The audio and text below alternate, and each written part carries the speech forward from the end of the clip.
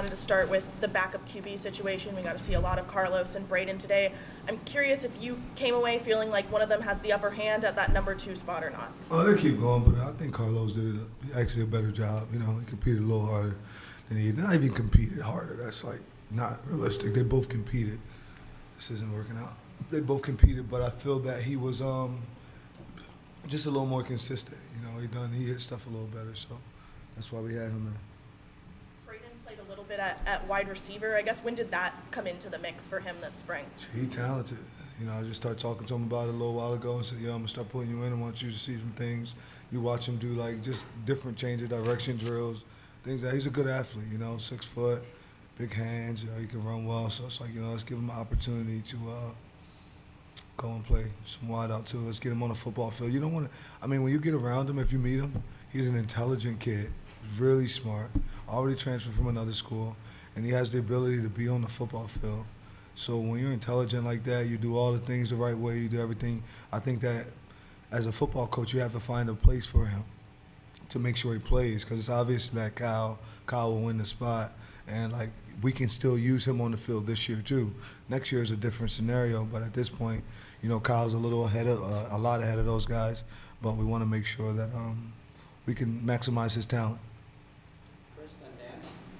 What goes into trying to make that assessment of where you want him in the summer, whether you work him at wide receiver or quarterback? It just depends how it goes, portal things in that nature, you know, a bunch of stuff like that. So, I mean, he'll get work at both. We're going to make sure we continue to pick it up just in case we can use him. You know, he's a good football player, so continue to use him. Coach, what you've seen from Kyle McCord and just, you know, how he's gone through the process and what you saw today in the spring game? I think he handles everything like a pro. I think he had one day that I wish we could take back that throughout the spring, but I mean, he's just a pro. Like, he does it all the right way. A couple balls that he came to me like, dang, I held on to it too long. I wanted to like put it in there a little tighter, different things that he does. But I mean, the kid's a pro. He's a leader. Our kids follow him, as you can see. They play with a different edge for him, so you know he has that effect. I mean, I'm happy with what I've seen from him, but I want him to grow. I want him to get a lot better, because if he continues to get better, he'll make the guys around him better because they look up to him. Coach, what did you see just throughout spring ball from Yassine Willis that helped him get that first team spot on the offense? Yassine? Yes. First team, you mean to come in after the court? Yeah, white team. Well, he's just a big athletic kid, and I've been seeing it. I've seen it when we flipped him from the other school when he committed to us. So I've kind of been to it. So it was like, okay, we're going to get this kid. We'll have thunder and lightning with both of those guys being able to play. And then we got another youngin right behind him that can play too. So just all three of those guys, I felt as though he'd be good for us. I mean, he's 6'1", 227 pounds. He came in at 212 pounds. He lost body fat and put on muscle. So, you know, I think he'll be a good player. Coming from the program, you come from a high successful one. After everything you've seen tonight on the field and even through the spring, where would you rate your team on a scale of 1 to 10 from where you want them to be? Where I want them to be? Shit, I say we about a 5. We like a 5 scale to 1 to 10. We got a lot of work to do. But they resilient. They like to work. They always answer the call when I say things and come at them. But I would say about a 5. Somebody might want to get that door back there. But they about a 5, though.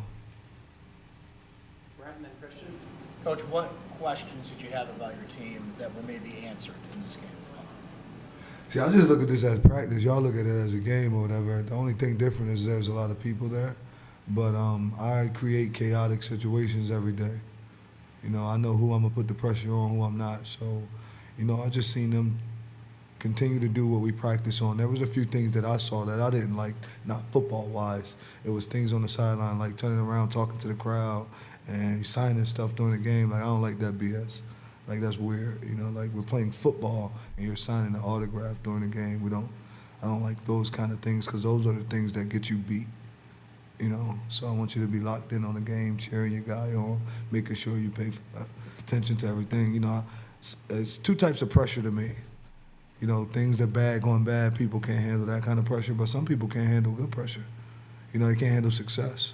So I got to make sure that I prepare them for that. You know, I had a lot of people in the building throughout the week this week, a lot of cameras, a lot of different things, and you just could see who acts different and who does what, and who could stick to the course.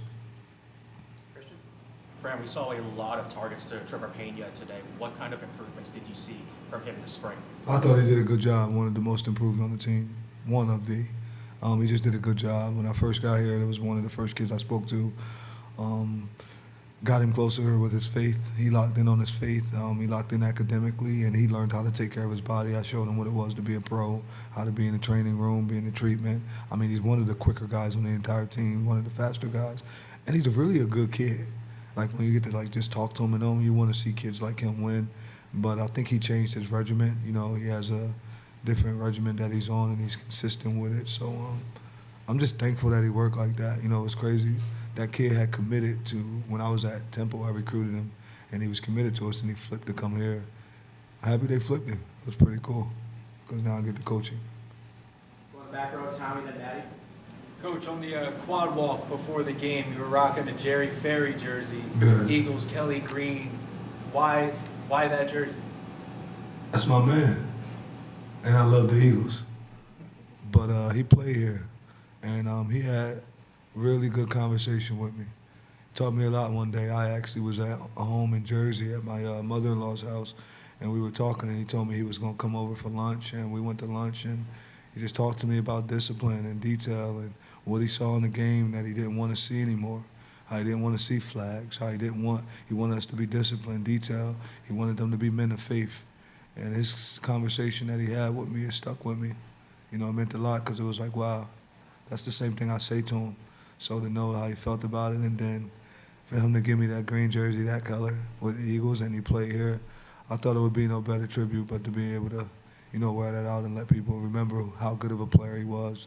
Played 8 years in the National Football League, and he was a free agent, which is really hard to do. So I thought he deserved and earned that respect that I go out there and do that. Is the walk-up something you want to continue? Yeah, we got to get the band out there. It wasn't the way I wanted it. I talked to him about it a lot. It was weak. They ain't do it right. I'm happy for the fans and the people that were there, but the band was supposed to be there. The cheerleaders supposed to come. Everybody's supposed to be there completely deep. We told them the time we was coming. It wasn't set up right. Even the way we walked, we were supposed to go straight and make a right away and then walk through it so that way it's more room for everybody. The way we went, it was like, let's do this because it's only 38 people or something of that nature. But we're going to get it better. It'll be a lot different next time, and they'll continue to get better and better. You know what makes the walk better? Winning. More you win, people come. So we just got to win, I guess. They're like, nah, y'all ain't winning enough for the band yet. So maybe we got to win to get the band to come out. Maddie. Coach, you talked about creating chaotic situations. Was there a situation that you created tonight that you thought a certain player or group handled really well that stuck out to you? Yeah, I tried to put the defense in a lot of bad situations. I kept giving them the ball on the 40. You know, I wanted to see how they react in that particular area. We talk about that area. We coach that area. I coach different areas of the field all the time. So that was important with that. It was also just the backed up coming out, just different pieces they had. When Kyle and them scored a few times, I wanted to see how the defense would come back out and react. You know, so it was a bunch of things that was a little bit different, and I put them in those situations. But it was hard tonight because it's just the game. I'll put the coaches in those situations, though, to see if they can keep their players locked in, or if you're going to allow your player to go and talk to the fans or hang with the alumni. Like, okay, I know he went to the NFL and he played here, but you can talk to his ass after the game. You know, make sure you locked in with your players and do the things here. Then you'll get to be that guy on the sideline one day, and all the guys are happy that you're here. Yeah. As you were saying, a lot of alumni here today. What was that support like for you? Oh, it was cool. I mess with them. You know, I like them. This theirs. They play here. You know, I think to really have a good future, you got to understand and know the past. Like, a lot of people don't know the past, and they just like, oh, we're gonna win. Like how? Like, who's around? Like, what was the past like? What was their culture like? You know, and once you start to find out those things, you can start to take some of it. And now when they see, dang, that's what we done, that's what we were like, it kind of brings us all together. Like, I think we've had guys here from the class of 78, 59, I've been around, all the way up to guys that are playing now. So you got from 59, and we bringing them all the way back. Like John Lally was here and Zaire Franklin, both opposite coaches. You got 82 and 14. Like, those guys kind of being together. And I just think that that's what brings it right. When you get the family back tight the way it was supposed to be. And that's important that I do that because I think that when you do that, not only will we build our football team, but we'll also be able to build a community, you know, because more people in the community will see it and they'll start to try to take some of those same traits that we have. Coach, what were your first impressions playing here in this facility in the Dome and seeing fans in the Saints? It was cool to see them all come out for us like that, you know. We should have brought Bruce back again. You know what I'm saying? We'd had it completely packed. But it was cool. I actually got a chance to play here before, seeing it was loud. It was cool to see those people there. I was happy. I was thankful. You know, you're always thankful that they're there. Anybody take their time and come and spend it watching us play football. I was happy and thankful for them. Coach mentioned that Kyle's, a lot ahead of Carlos and, Braden, but looking more big picture, what does he need to do to become one of the best quarterbacks in the ACC? Just continue to get better. Specific areas does he need to hone in on? I don't know. If I tell you that, then it get tweeted out, then they say, hey, we got to work on this.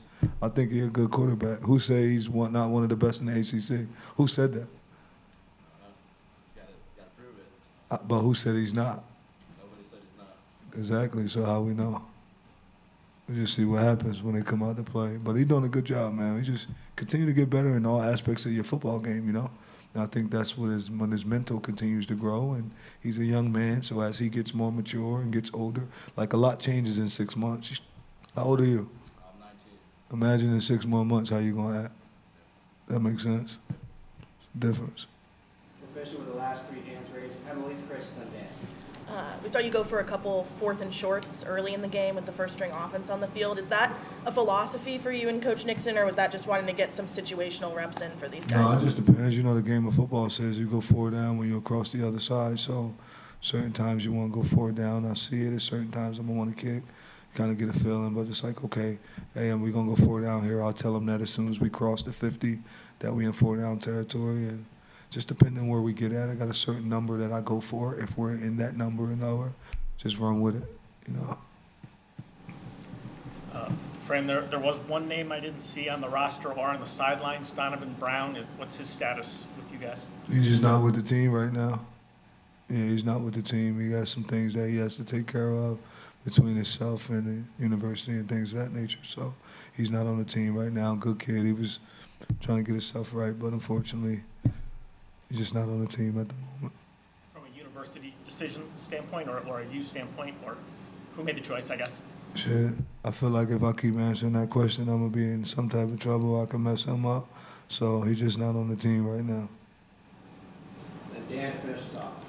Coach, you spoke about earlier on how LeQuint Allen came into your office and you wanted him to improve in his faith and improve that relationship. We saw him today do some good things on the field. How have you seen him mature, not only as a football player, but as a person? He's the toughest player on the team. Like, he loves football. He just has to be able to control his composure.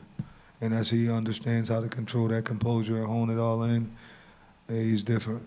He works really, really hard. So there's a lot that he has to do in that aspect. But he's matured. There's things that he comes and talks to me now about that he wouldn't have talked to me about in December.